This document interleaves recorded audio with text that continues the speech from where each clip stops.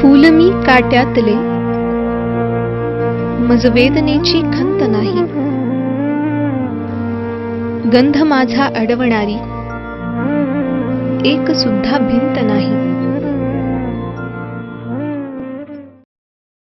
डोळ्यांवर काळा चष्मा आणि हातात काठी, हीच आजपर्यंत अंधांची ओळख.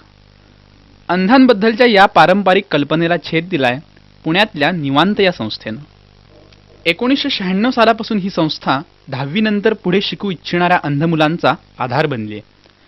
तुम्ही या बंगल्यात डोकावलात तर तुम्हाला दिसेल कुणी फुलं बनवताना, तर कुणी झोपाळ्यावर झुलताना, कुणी कॉम्प्युटरशी खटपट करत असेल तर कुणी एखाद्या वाद्याशी. आश्चर्य वाटावं इतक्या सहजतेनं इथं मुलं वावरत असतात. सुमारे 150 मुलांना स्वतःच्या पायावर उभं राहण्यासाठी आवश्यक प्रशिक्षण इथं दिलं जातं. प्रशिक्षण अभ्यासाचं, व्यवसायाचं आणि जगण्याचंही. 10वी नंतरच्या शिक्षणासाठी आवश्यक असलेली पुस्तकं ब्रेल लिपीमधून उपलब्ध करून देण्याचं मोठं काम संस्थेच्या प्रमुख मीरा बडवे यांनी केलंय. इथलं ब्रेल ग्रंथालय पुस्तकांनी समृद्ध आहे. हा ब्रेलचा अद्ययावत प्रिंटर सध्या राज्यभर अंध मुलांना पुस्तक पुरवण्याचं काम करतो.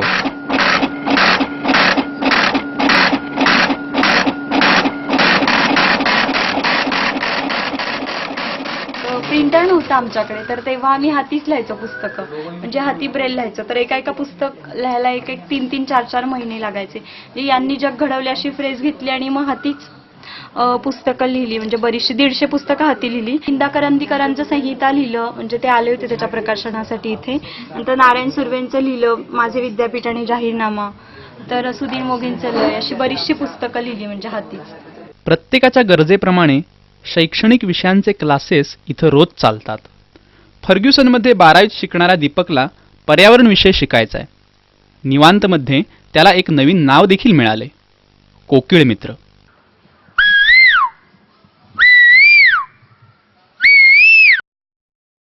चित्रकलेनं या मुलांना एक नवा आत्मविश्वास दिलाय. चित्रांमुळे आता रेषा, आकार, अवकाश या गोष्टी त्यांना कळू लागल्या आहेत. इथल्या कलाकारांमध्ये एक मल्लखांब चॅम्पियनही आहे.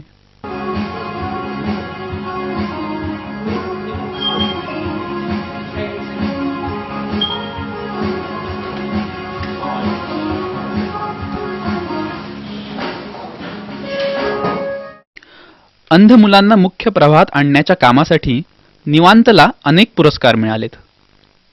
जगाची झोकुनी दुःखे सुखाशी भांडतो आम्ही, स्वतःच्या झाकून भेगा मनुष्य साधतो आम्ही, या उक्तींप्रमाणेच मीरा बडवे आणि आनंद बडवे निवांत ही चळवळ चालवत आहेत. आता जवळजवळ 13 वर्ष पूर्ण होत आहेत या कामाला.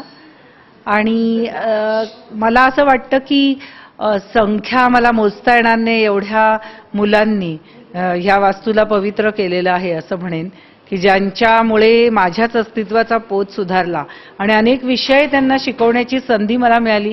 कारण या मुलांनी माझ्यावरती जो विश्वास दाखवला आणि जी निष्ठा त्यांनी माझ्यावर ठेवली, त्याच्यामुळे मीही जगू शकले आणि जगवू शकले. भविष्यकाळातल्या योजना सांगायच्या झाल्या निवांतच्या, तर खूप स्वप्न आहेत. महाराष्ट्रभरातल्या सर्व मुलांना इथल्या सर्व सुविधा मिळाव्यात. स्वतःच्या व्यंगाचं भांडवल न करता अडचणींवर मात करायला इथं मुलं शिकतात. इथली प्रार्थनाही कुठल्या देवाला आळवणारी नाही, तर स्वतःतल्या जिद्दीला जागवणारी आहे. We will answer them. In spite of problems, hindrances, difficulties, and questions. Life is beautiful. ही आहे निवांत मधल्या जिद्दीची कहाणी. सहानुभूती बरोबरच या जिद्दीला हवाय तुमच्या मदतीचा हात. More beautiful a place to live in.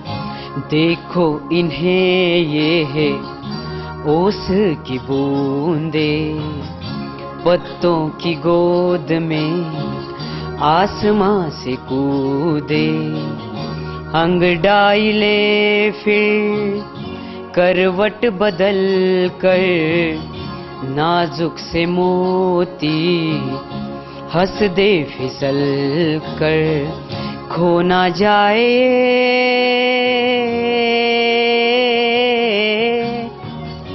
तारे ज़मीं पर.